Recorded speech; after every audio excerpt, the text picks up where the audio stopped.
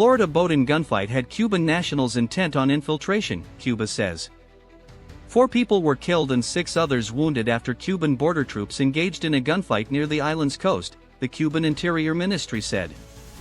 Patricia, MazzeiFrances, RoblesJack, Nicas and Eric Schmitt, 10 people traveling on a Florida-based speedboat who engaged in a deadly gun battle with Cuban border troops were armed Cuban nationals living in the United States, Cuban state media reported on Wednesday. The report, citing a statement from the Ministry of Interior, said that preliminary declarations by men detained from the boat had indicated they were intent on an infiltration with terrorist ends. The Cuban government did not provide any more details about the suspected terrorism links. But it said the men had been carrying weapons, Molotov cocktails, bulletproof jackets, and camouflage gear. The government said in an earlier statement that its border troops had engaged in the gunfight after the speedboat entered its territorial waters on Wednesday, killing 4 people and wounding 6 others. The authorities arrested 1 man who had admitted to flying into the island nation to meet the boat, the second government statement said. The majority of the men on the boat have a criminal or violent history, it added. The government also began releasing the names of some of the dead and injured. Secretary of State Marco Rubio, who was in St. Kitts and Nevis on Wednesday on a diplomatic trip to meet with officials from Caribbean nations, told reporters earlier that the United States was investigating the shooting but was so far relying on the Cuban government for information. As we gather more information, we'll be prepared to respond accordingly, he added. Asked whether the episode might have involved U.S. government personnel or a U.S. government operation, Mr. Rubio said no. The vessel had approached within 1 nautical mile northeast of El Pino Channel north of Corralillo, a town in the central Cuban province of Villa Clara, according to the earlier statement from Cubas Ministry of the Interior. 5 Cuban border guard troops on a government boat approached the speedboat seeking identification, when the people aboard the boat opened fire on Cuban personnel, wounding a Cuban commander, according to the ministry's statement in Cuban state media. As a result of the confrontation, at the time of this report, 4 foreign attackers were killed and 6 were wounded, the government said. The wounded were evacuated and received medical attention, the Cuban government said.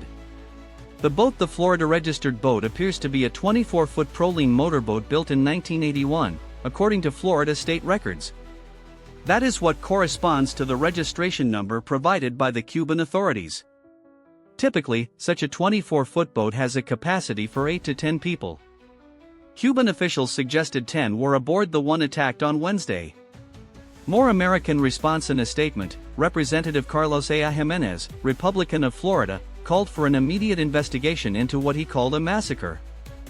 The Attorney General of Florida, James Uthmere, said he had ordered the state's Office of Statewide Prosecution to open an investigation into the shooting, adding, "The Cuban government cannot be trusted, and we will do everything in our power to hold these communists accountable." Tensions with U.S. faced with widespread oil shortages and soaring food prices, the Cuban economy is in a free fall, and experts say it could become a watershed moment for the communist government. The Trump administration has stopped oil shipments to Cuba and has threatened tariffs on the goods of any other country that tries to deliver oil to Cuba. The Cuban government has denounced the U.S. measures.